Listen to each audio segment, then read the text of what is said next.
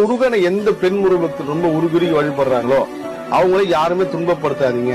ஏன்னா முருகர் முன்னாடி ஒரு ஆண் முருக பக்தரும் ஒரு பெண் முருக பக்தரும் துன்பப்பட்டா முருகர் நேரடியாக உதவுறது பெண் முருக பக்தருக்கு தான்.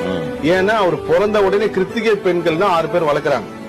சரிங்களாங்க சார். பொதுவாவே நம்ம பூமா தேவின்னு தான் சொல்றோம், சக்தி தெய்வம் தான் சொல்றோம். சக்தி தான் சிவனே சொல்லியிருக்க, சக்தி தான் பெருசு, சக்திக்கு அப்புறம் தான் நானா.